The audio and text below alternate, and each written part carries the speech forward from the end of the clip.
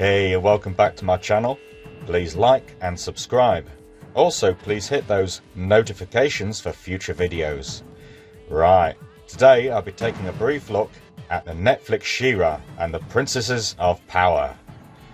This particular version, reboot, of a classic 80s cartoon was developed by Noel Stevenson and produced by DreamWorks.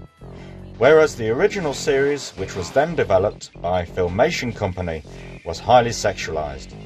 The female characters were all the same build, as were the male characters. In the latest incarnation, the women are portrayed with various different body types, and many of the characters were coded as gender fluid, with none of the characters as seeming heterosexual. In the season finale, we witnessed the blooming relationship between Adora and Catra, whereas in the original series, there would have been literally no love lost between these two enemies. By the way, we're sending Catra and Grizzler back to you. You might want to think about starting a zoo. I'll be waiting to get my hands on those two. Hordak had a somewhat different design in this series. He actually had hair. In the original series, he had a hard, skull-like forehead with pronounced blue ridges. He also had red eyes and red fangs. Can't say I like the new look, as he didn't transform into various gadgets and machines, as he did in the Filmation series.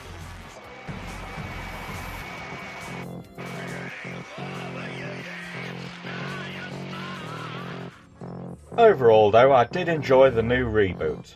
Moreover, the story and the character development. This series had more story arcs than the first cartoon.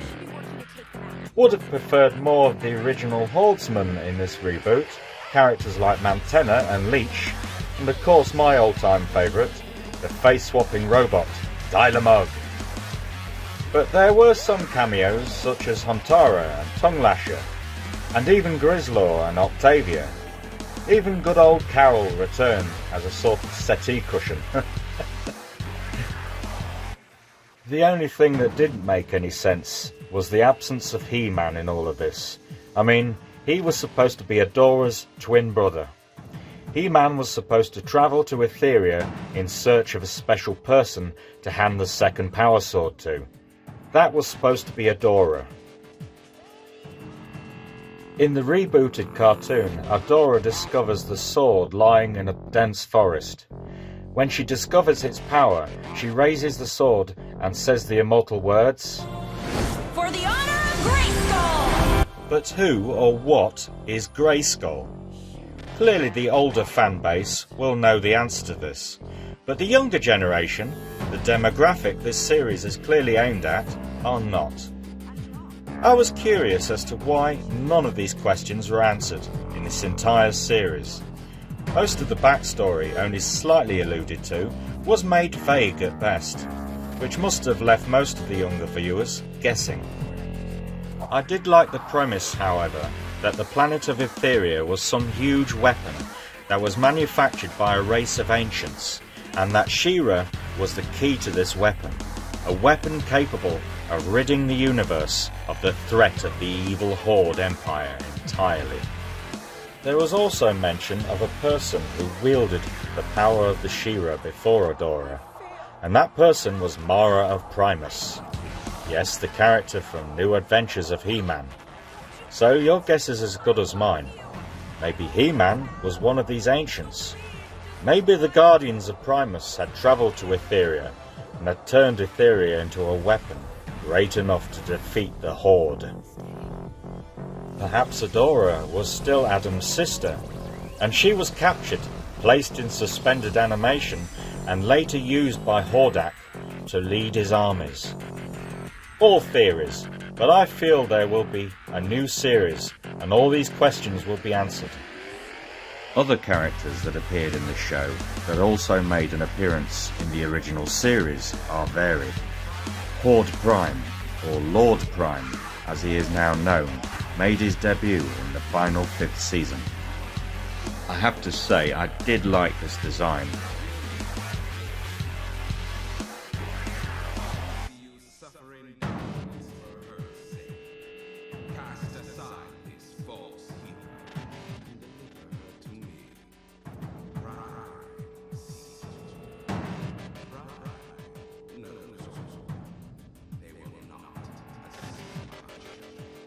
Agreed, he did have a cool design, though not as good as the design he had in the original UK comics.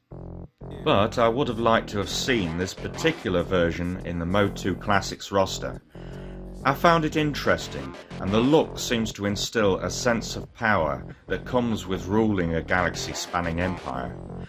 Lord Prime is eloquent and creepy to say the least, able to enforce his will not only upon the clones he controls, but also on the victims of his science, a level of control he maintains through a tiny implant.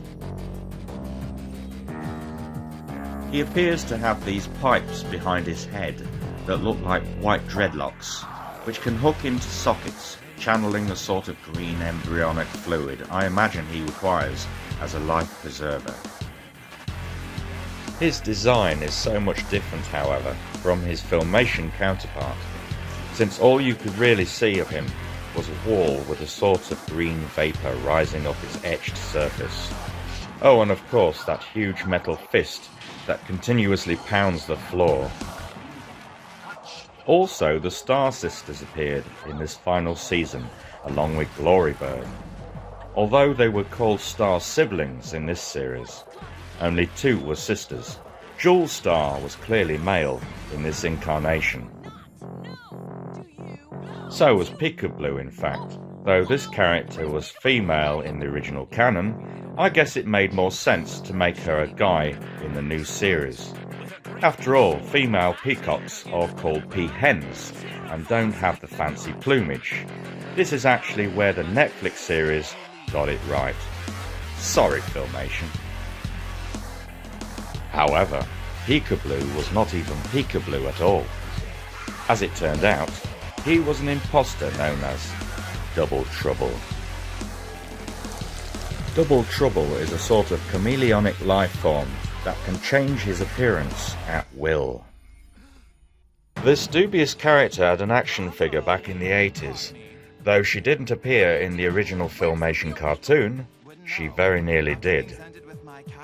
Double Trouble is voiced by Jacob Tobiah and is the most gender-neutral character in the show.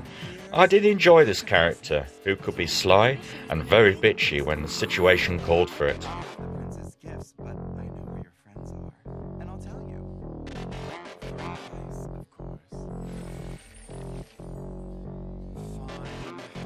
While I was wandering through occupied territories, I posed as a clone, trying to make good with Big Brother. Turns out it wasn't for me. It was a very dull audience member. The crowd up here is just that's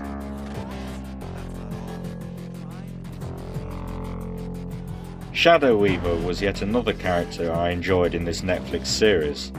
This latest take on the much-loved Horde Witch perfectly rounds off her predecessor nicely, a character that in the finale shows where her true loyalties lie. It's going to kill you! It's too late for me. But you...